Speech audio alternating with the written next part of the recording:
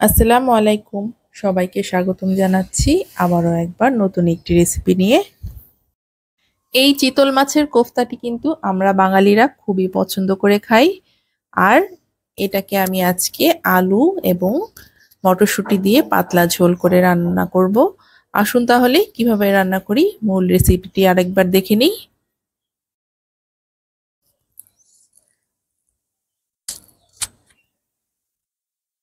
এই বড় চিতল মাছের সম্পূর্ণটা কোফতা আমি এইখানে বের করে নিয়েছি। এবার আমি এতে দিচ্ছি আদা রসুন বাটা 1 টেবিল চামচ, 60% রসুন এবং 40% আদার সংমিশ্রণে পেস্টটি আমি করে নিয়েছি। আর দিচ্ছি হলুদ গুঁড়ো ½ চা চামচ, ধনিয়া গুঁড়ো দিচ্ছি 1 চা চামচ,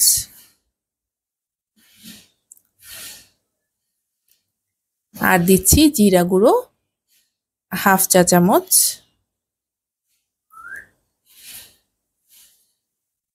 দিচ্ছি ধনিয়া পাতা কুচি, আর দিচ্ছি পেঁয়াজ কুচি।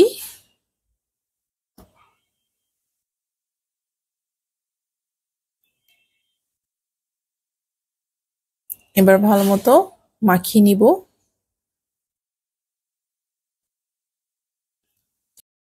যেহেতু মাছটা আঠালো হয় তাই সময় নিয়ে মাখিয়ে নিতে হবে।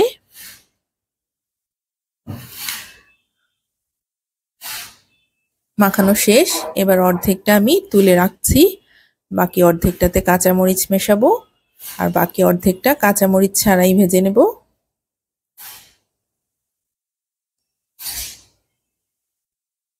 যেহেতু আমার বাচ্চারাও শখ করে খায় তাই আমি ওদেরটাতে কাঁচামরিচ আর অ্যাড করছি না।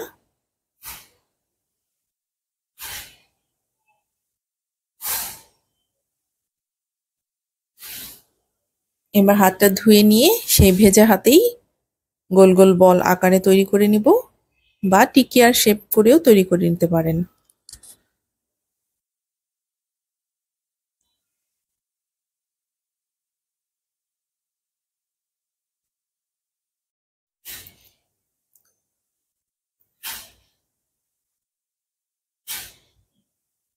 এভাবে করে বল আকারের তৈরি করে নিয়েছি। এবার তৈরি করছি টিকিয়ার শেপে। এভাবে টিকিয়ার শেপ করেও নেওয়া যায়। ছোট ছোট ক্র্যাক থাকলে সেটা মিশিয়ে নিতে হবে ভালো করে।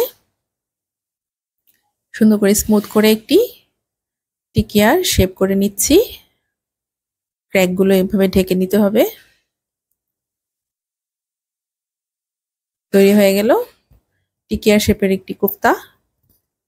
এবার এগুলোকে ভেজে নিব।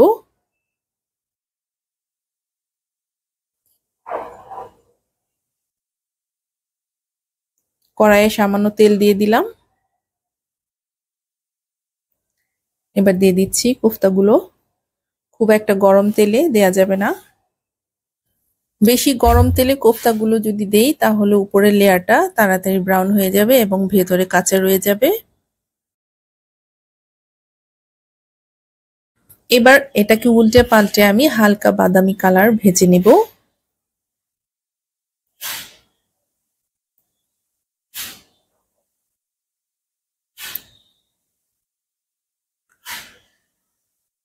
হালকা বাদামি কালার হয়ে আসলে এটাকে আমি তুলে নিব।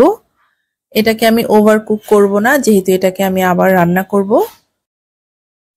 আর লাইট ব্রাউন করে ভেজে নিয়ে রান্না করলে সেই কোফতাটা কিন্তু খুবই খেতে জুসি হয়, ভালো লাগে খেতে।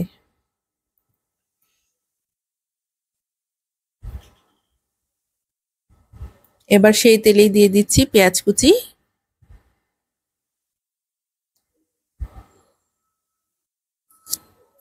দিচ্ছি সামান্য হলুদ গুঁড়ো,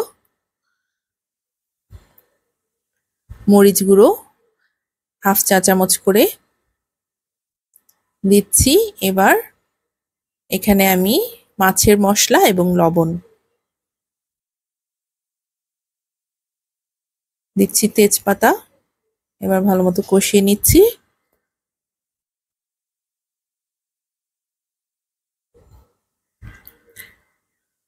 মশলাটা কষানো হয়ে গিয়েছে, দিচ্ছি আলু। এবার পানি দিয়ে ঢাকনা দিয়ে ঢাকা দিয়ে দিব 15 মিনিটের জন্য।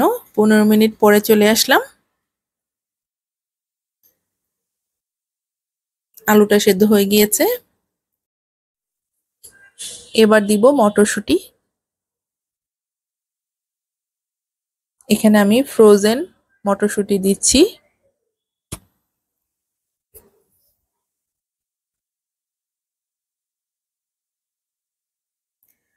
সেই সাথে দিয়ে দিচ্ছি কোফতাগুলো